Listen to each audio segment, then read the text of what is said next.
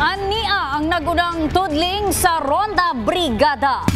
Upat kapurok sa barangay Badtasan, Kiamba, Sarangani Province, gibaha. Siomay vendor, sikop sa pagpangawat. Seguridad sa mga estudyante alang sa abri klase, gipangandaman na. 4% na lang sa mga Pilipino ang nagatuo sa 20 pesos per kilogram nga bugas nga saad ni PBBM matud sa Pulse Asia Survey.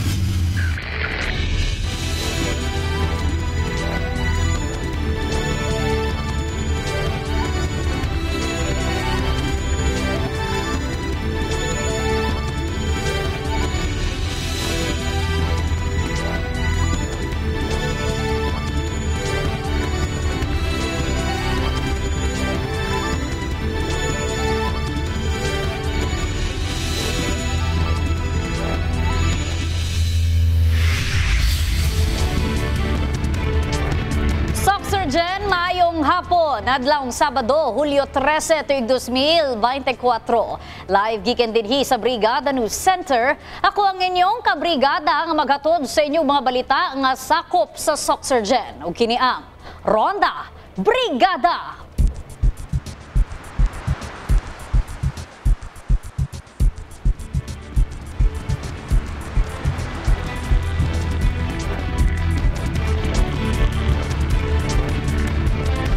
Upat kapurok sa barangay Badtasan, Kiamba, Sarangani Province ang apektado sa pagbaha tungod sa kusog nga ulan kagahapong adlaw. Padayon pa usab ang monitoring sa mga opisyal sa naisgutang lugar ug kung pila na ang kinatibuk ang damyo ug ang mga apektadong residente. Ibrigada mo, Enami Mugpon. Damyo sa mga kalubihan, maisan humayan ang gibilin sa dakong baha sa barangay Badtasan, Kiamba, Sarangani Province, Hulyo 12 sa hapon. Upat sa 11 kapurok sa naisgutang barangay ang gibaha. Kinimaw ang Purok Maligaya, Purok Masagana, Pag-asa 1 ug Purok Pag-asa 2. Gawas sa mga pananom, gisulod sab og tubig baha ang mga panimalay, simbahan ug adunay mga sakyanan nga na-stranded tungod sa tubig baha. Usa sa mga apektadong residente ang pamilya ni Elsa Cueva nga nanimuyo sa Purok Pag-asa 1 sa barangay Badtasan.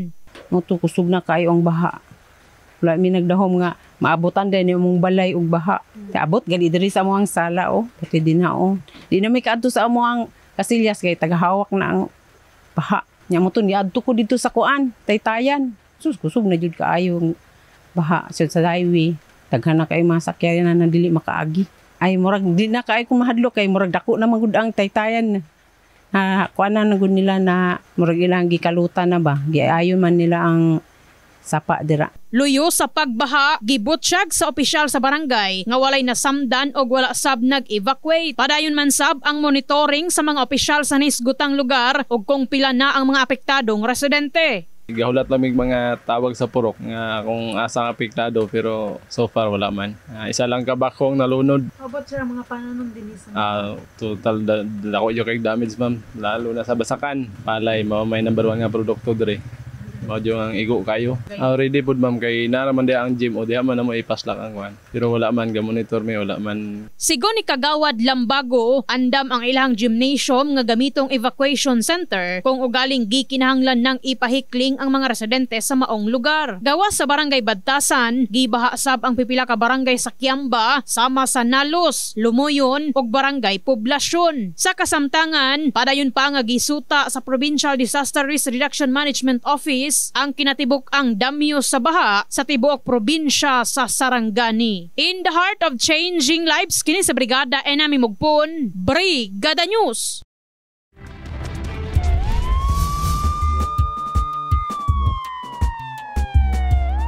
Nasikop sa kapulisan ang usa ka siomay vendor human masakpang nangawat sa barangay Lagaw ning syudad.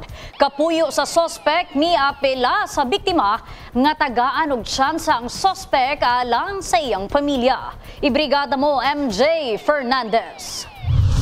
Balhug ang usa ka 39 anyos lalaki ang masikop sa mga may respondeng personahe sa Lagaw Police Station tungod sa pagpangawat. Saysay sa biktima nga samtang nakaparada lamang ang iyang SUV sa San Pedro Street, Barangay Lagaw, Jensan, usa ka lalaki ang niabot sakay sa usa ka motorsiklo o giablihan ng iyang sakyanan. Nakuha matud pa sa suspect ang usa ka bag nga may sulod nga cash nga mobalor sa 100,000 pesos. Gilayong miresponde ang kapulisan og pinaagi sa impormasyong gihatag sa mga nakastandby sa lugar. Ilang gitudlo asa ni sibat ang gikaingong suspect. Dinhi malang pusong nadakpan ang usa ka nagpangalang alias Dani nga residente sa Barangay Mabuhay ning syudad. Na-recover kaniya ang bag asa may sulod nga cash og mga importanteng dokumento asa gipanag-iya matud pa sa biktimang negosyante. Dako ang pagmahay sa suspect sa gihimong pagpangawat asa na sayrang dili lamang usa ang nabiktima niini.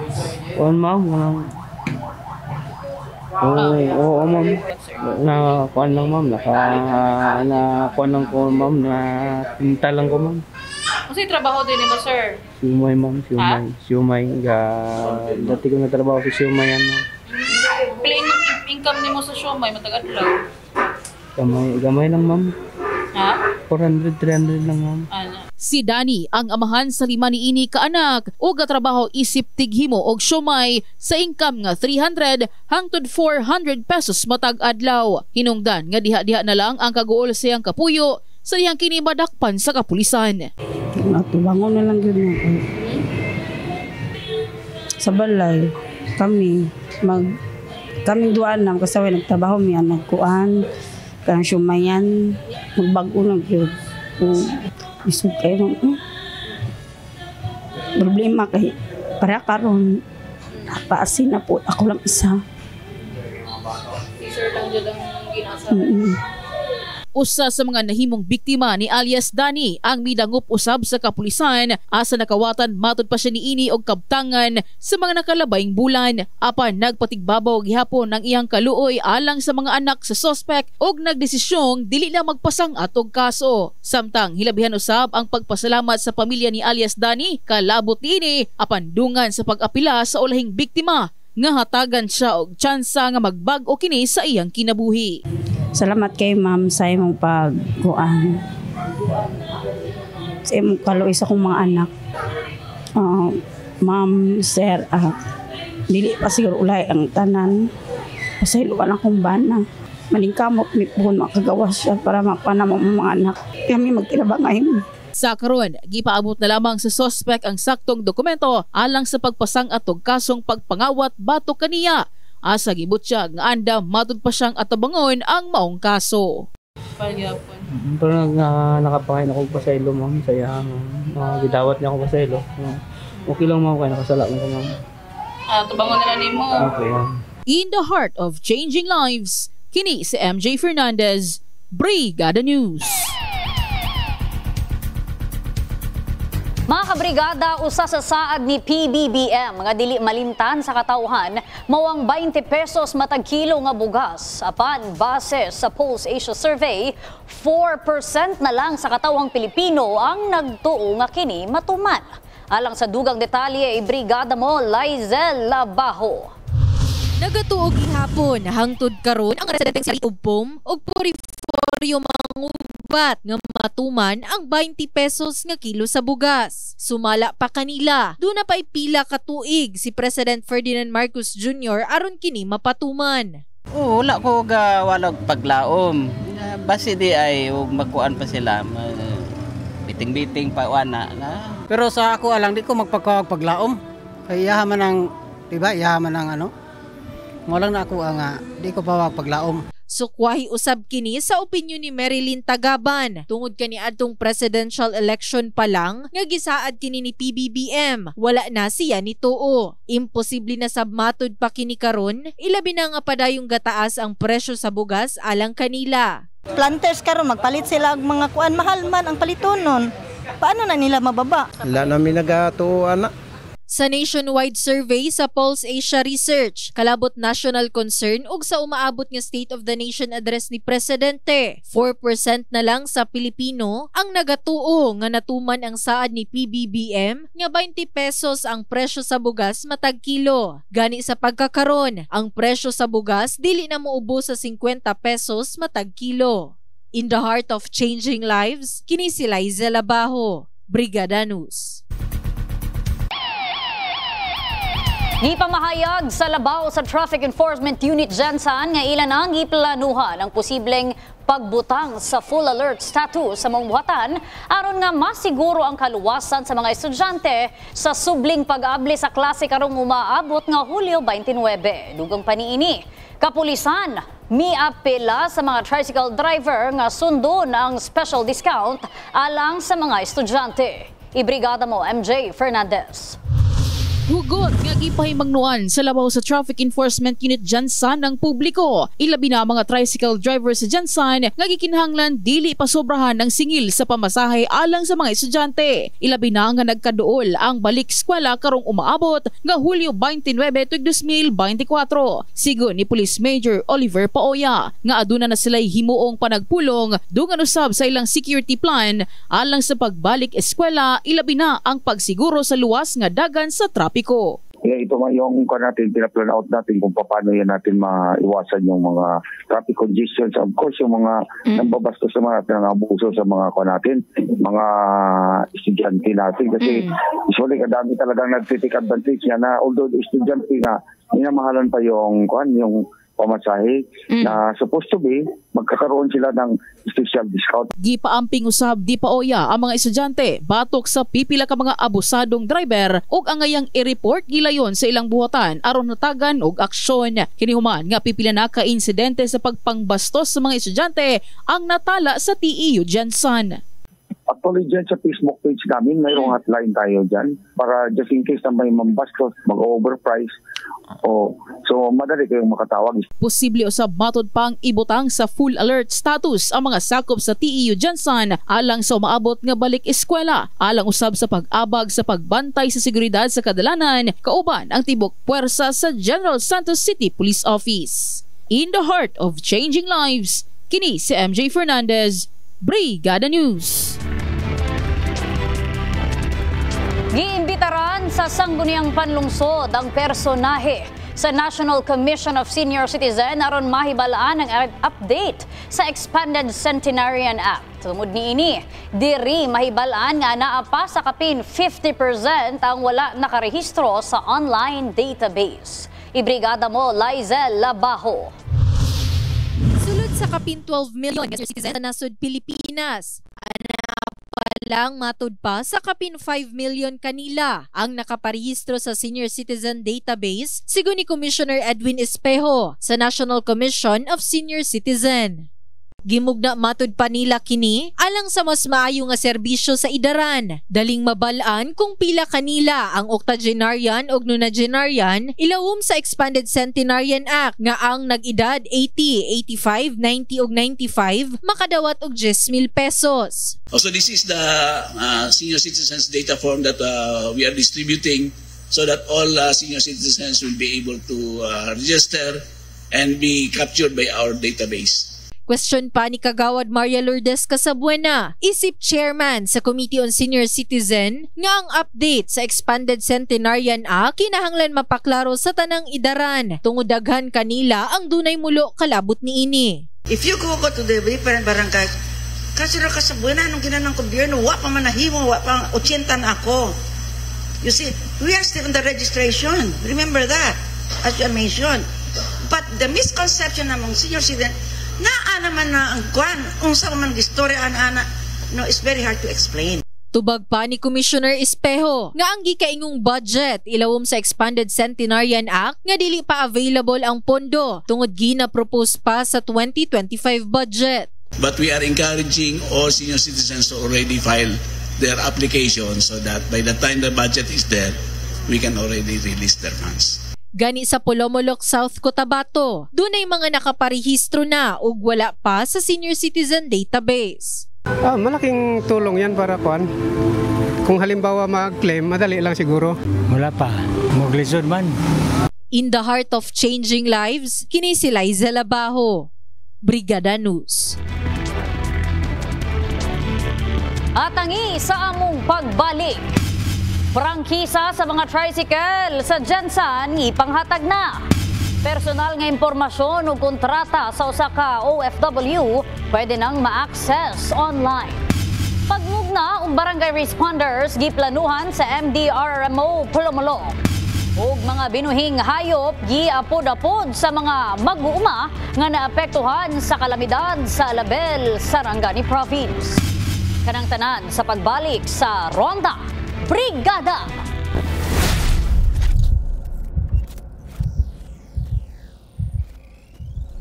Takdang sugda na sa Public Safety Office karon nga bulan ang pag-release sa mga nakahuman na og proseso sa mga prangkisa sa tricycle sa Dakbayan. Apan gipaklaro sa labaw sa maong buhatan nga dili pa matagan og prangkisa ang tanan nga ni-apply sa rason nga wala pa nakabayad ang ubang ni-apply. Ibrigada mo Dani Kasi. Nagahangyo ang buhatan ni Public Safety Office nga mo-apply na ang wala pa naka-apply sa prangkisa aron nga mahimong legal ang pagpamasada sa Dakbayan. Panghinaot pa sa opisyal nga dili na hulaton ang adlaw nga undangon na ang pagdawat sa aplikasyon. Giangko ni Gonzales nga nagpabilin sa gamay ang nadawat nilang mga aplikasyon kung itandi sa naprobahan sa sangguniang panlungsod nga 9,000. Maabot yun ang panahon nga iundang na ang paghatag og franchise kaninyo. Kasi nga magmahay mo nga pag-iundang na, siyempre dakop na. Diba? Pag dakop na, kaya na po mumuhangyo-hangyo, sa ano na ito? Wa na hangyo-hangyo. Sigun ni Gonzales nga sa kasamtangan nga naalang sa mga 1,700 ang nag-apply o renewal, samtang 1,600 ang bagong nag-apply. Sumala sa opisyal nga sa mong ihap, daghan pagihapon ang pending nga mga papilis sa ilang buhatan, tungod nga wala gibalikan ang mga dokumento aron nga makompleto. Pagpaklaro sa nisgutan nga adunay insaktong ihap sa mga empleyado nga anda moabag sa mga gustong mo-apply og prangkisa. Sa akong tanaw, uban na dagka pa nakakomply. Kay papilion man ka dito sa police clearance, NBI or psychological test. So kung say mas dali sa mo, di mao ra tong pilion ni mas tulo. Kung mas dali sa mo ang police clearance, di police clearance ang kwaon nimo. Ang tricycle driver o manager sa asosasyon sa mga driver nga si Raul Absuelo nalipay human nga nadunggan ang pulong gikan sa PSO. Apan sigon sa nisgutan nga luyo sa adunay i-release nga mga prangkisa, gikinahanglan nga adunay deadline sa mga wala nagproseso sa ilang mga papilis. Ang atong ginagawa para pagsusunod nila pa-release para kuhan na dapat na ng mga kulore mga release agad rin. In the heart of changing lives, kini si Brigada Dani Kasi, Brigada News. Sa katuyuan nga maproteksyonan ang mga overseas Filipino worker o kanunay kining ma-update. Dunay gilusad nga bago nga pa ang gobyerno nga pwedeng ma-access sa mga OFW, ilabi na sa pag-update sa ilang personal information ingon man sa ilang kontrata ug OFW Pass. Atong sayron sa report ni Russell Jean Mantile. Sa tumong nga maprotektahan ang mga Filipino worker, gilusad gahapong adlaw ang DMW mobile app. Kini aron mas mahatag ngadto sa mga OFW ang serbisyo sa gobyerno bisan anaa kini sa ilang trabahoan o panimalay. Nagatabang usab sumala kini sa pag-automate sa verification sa ilang kontrata ug sa pag-apply sa ilang OFW pass kun overseas employment certification. Ang paglusad sa maong app alayon sa saad ni PBBM sa iyang sona kaniadtong tuig 2022 nga mao ang pagmando sa Department of Migrant Worker sa pagmugna og epesyenteng serbisyo sa mga nasangpit. And OFWs had to endure long queues to obtain this certification. We had to find a better way of processing those applications and providing the protections that we would like to give to our OFWs. And so now, any OFW has access to this service at their fingertips. Thanks to the collaborative effort of the Department of Migrant Workers, the Bureau of Immigration, and the DICT, entering and exiting Philippine borders will become more efficient than ever. Grabe jud kahasol kay number one, magbiyahe ka, tapos imong time, magpila-pila, daghan kayo pila. Dili ka basta-basta makakuan, labi na sa Manila ka mag-asikaso, daghan kay nag-apply. Okay kayo na karon ang gikuan nila para kaming mga OFW mag-apply, dili na maglisod. By via online na, ma'am. No. Para at least bisag na ami diri sa amo ang pamilya na kanang mag-online lang. Ma-access ang maong app, pinaagi sa official website sa DMW o gawa sa serbisyo, masiguro sumala pa ang seguridad sa mga OFW gumikan sa mas gipadali nga pag-locate kanila sa ilang agency. Mas maayo na kay para at least ang imong pamilya okay ba mo, kung dili okay di at least makatabang na siya. Kuan nila nga okay ba ka dito, kung dili okay ana. Kayo na maghilak ka dito nga ikaw ra isa na sakit jud sa pamilya malayo pero unsaon man sa atong kalisod mao nang kailangan nato makatabang sa atong pamilya mo abroad jud ta labi nagnakay estudyante. In the heart of changing lives, kini si Russell Jean Mantile, Brigada News. Karong National Resilience Month, plano sa LGU Palomalok na magmugna og barangay responders kini aron matabangan ang mga biktima sa kalamidad matag barangay. Ibrigada mo Lizel Labajo. Sulod sa sobra 60 ka tuig nga pagpuyo ta Tisho Ferrer sa barangay Upper Cleanan, Palomalok, South Cotabato, kasulay na sila nga mabahaan. Ilabi na nga nakapuyo sila daplin sa sapa. Dili matud palalim ang mahimong biktima sa kalamidad. Sa una, mara, saka tubig diri sa una. Hindi, saka tubig sa una diri, pero sa karon wala na. Usa kini sa rason nganong planong magmugna sa Municipal Disaster Risk Reduction and Management Office kun MDRRMO Palomalok ug barangay responders. Ilabi na kung dunay disgrasya ug kalamidad. Medyo malaki kasi yung area of responsibility ng Palomalok. So kung nakasentralize lang lahat, kung bawa dito lang lahat ng responders, medyo matagal-tagal tayo makaresponse. Gipaboran sab kini ni Tatay Sulpicio tungod sa ilahang barangay, wala matud pay mga responders. Rason nga nagaiya-iya na lang sila og salbar kung do na may panghitabo. Mayroon mayo gitani ko miara. To lang kay gusto ko anong problema kundi dali mo malaganan pero karon wala bandre. Ang pagmugna og barangay responders planong sugdan ning bulan sa Hulyo atol sa National Resilience Month. Langkuban sa maong team ang barangay patrol, health workers, youth volunteer ug driver. Pero kung meron tayong clusterize, halimbawa yung 3-4 na barangay, isang cluster lang, tapos meron sila talagang barang substation ng ating opisina, mas madali tayo maka-response sa mga vehicular accident or sa mga any disaster na mangyari. Gani sa karong wala pay gi talaga nga mga responders, giabisuhan sa MDRRMO ang publiko nga dunay mga alert signages ang gipang butang sa mga flood-prone areas. In the heart of changing lives, kini si Lizel Labajo, Brigada News. Unom ka mga mag-uuma sa Alabel, Sarangani Province nga naapektuhan sa maot nga panahon, milabayng mga tuig ang nakadawat og binuhing hayop gikan sa Office of the Municipal Agriculturist. Sumala kang engineer kay Zia Cabarubias, unom nakakanding og 3 ka mga baka ang gihatag ngadto sa mga benepisyaryo nga gikan sa barangay Tokawal, Baluntay ug barangay Maribulan. Atol sa aid distribution, mapasalamaton ang mga nasangpit sa ilang nadawat ug dako matud pa kini nga tabang alang sa ilang panginabuhian ug lauman sumala pa nga ila kining palambuon. At tangi sa among pagbalik, magtiayon nangawat og tag 650,000 pesos nga relo, arestado.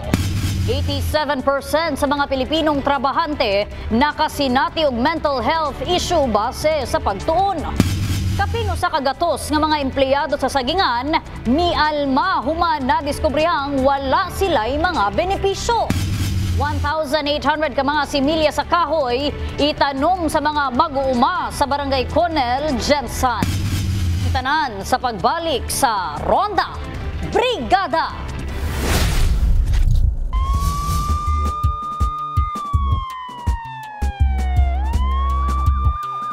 Dakpan sa kapulisan ang magtiayon tungod sa pagpangawat og relo nga mokabat sa kantidad nga 650,000 pesos. Alang sa dugang detalye, ibrigada mo, Enemy Mugpon.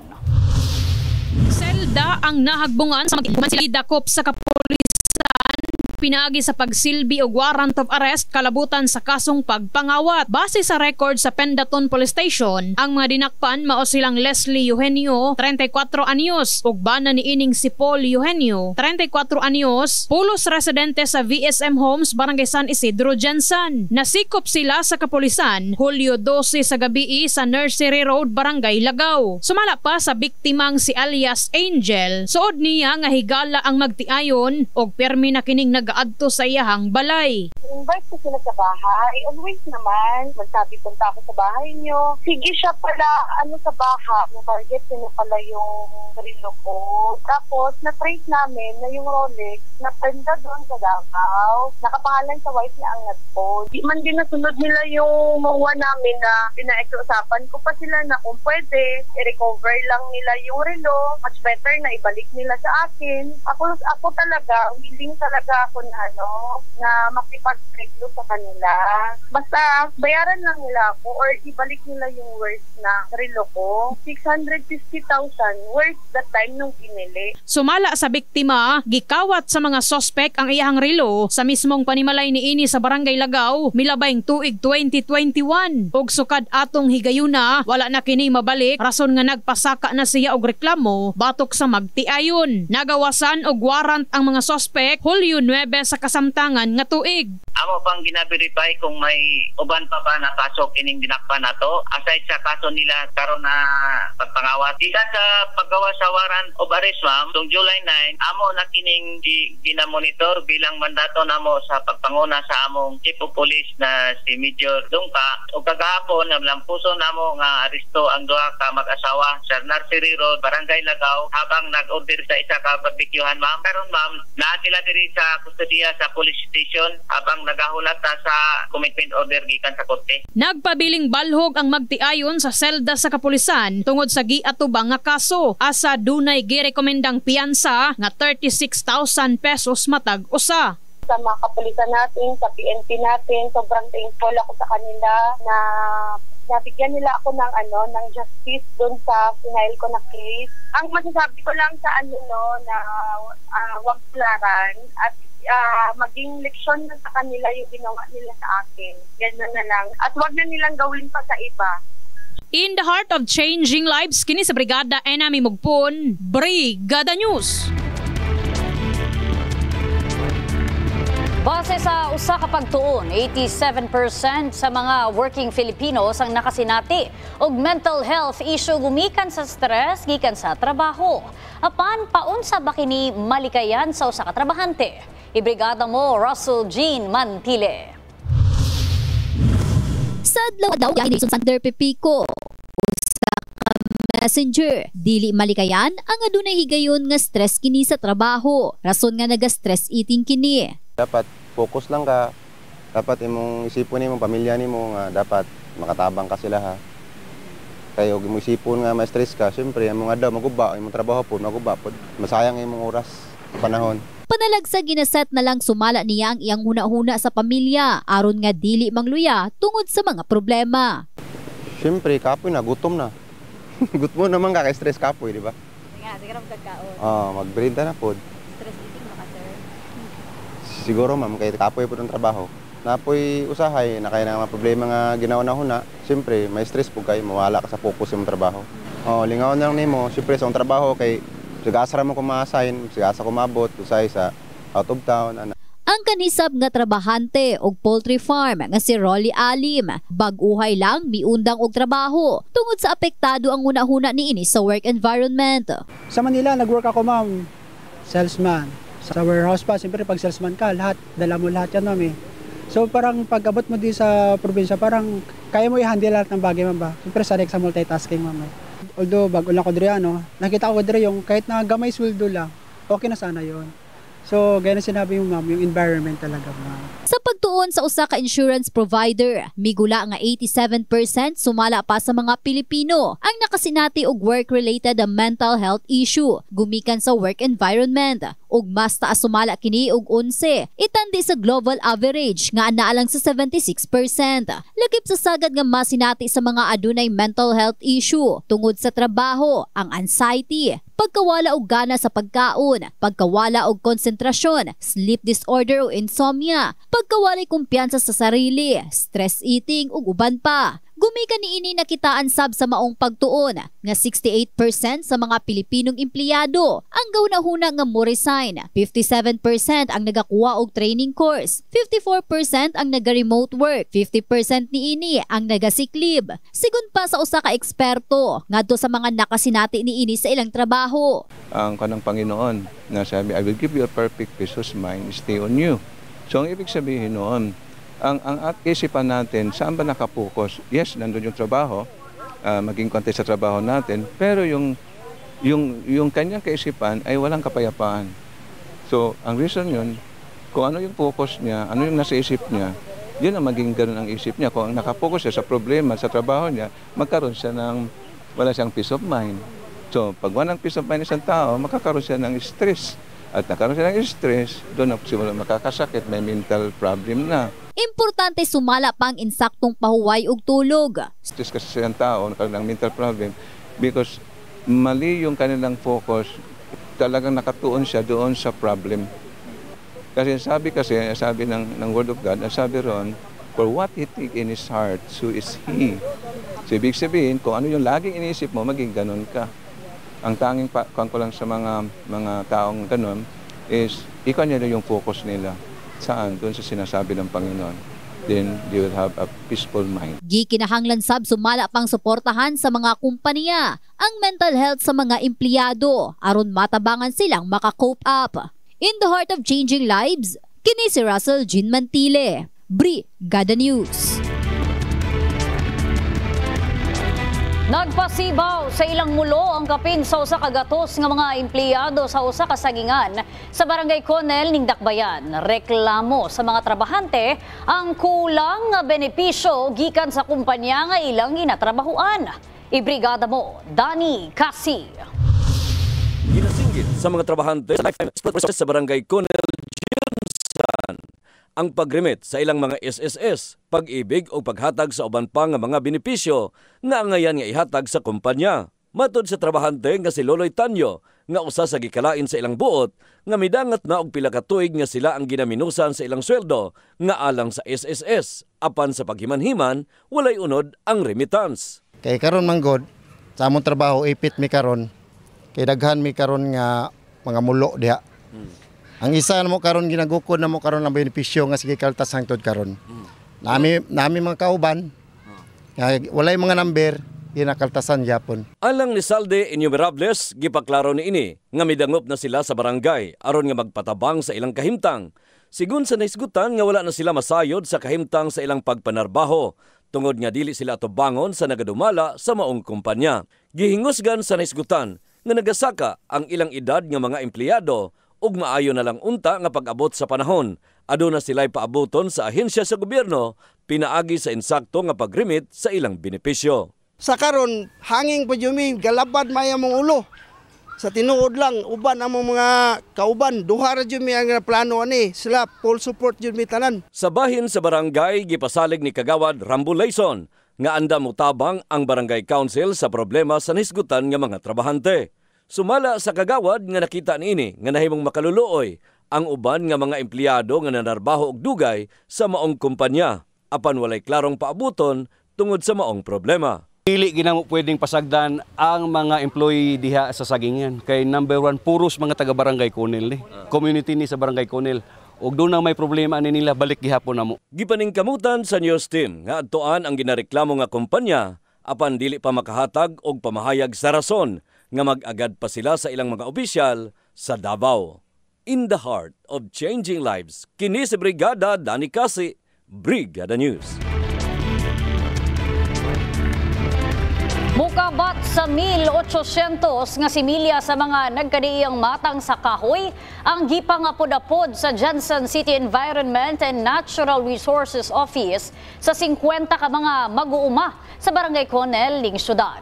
Sumala ni Ali Dimalaw nga kabahin sa programa sa Sendro ang agri-forestry sa mga upland ang pagpanghatag kanila sa mga similya. Pagpaklaro pa ni Dimalaw nga gawas sa libre, pagabayaran pa og 5 pesos ang matagpunuan nga mabuhi sa mga magtanom o nagtanom. Nang hinautosab ang naisgutan nga amumahon sa mga mag-uuma ang maong mga kahoy hangtod sa pagdako niini.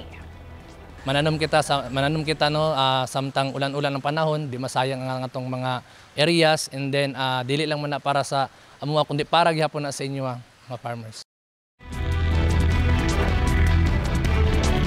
Padayon gihapon sa pagdawat ang Kabrigada Foundation Incorporated alang adto sa mga kabrigada nato nga nanginahanglan og hinabang alang sa cash donations. Mamahimo kining ipadala sa Kabrigada Foundation Incorporated security bank account number nga makita karon sa inyong TV screen. Alang sa in-kind donations, ipadala kini sa Brigada Complex nga nahimutang dinhilang sa NLSA Road, Barangay San Isidro, General Santos City. Og sa mga gustong mahimong brigada volunteer, pwede pod kamong mudangup dinhi sa estasyon ug magpalista. Mao ka na ang naglangkob sa Ronda Brigada karong adlawng Sabado. Mga istoryang 24 oras nga gitutukan sa news team sa Brigada TV. Kinatibuk ang pagserbisyo hatod alang sa publiko, way sagol nga bakak, tanan alang sa kamatuoran. Ako si Brigada Hannah Perez, in the heart of changing lives. So kini ang Ronda Brigada.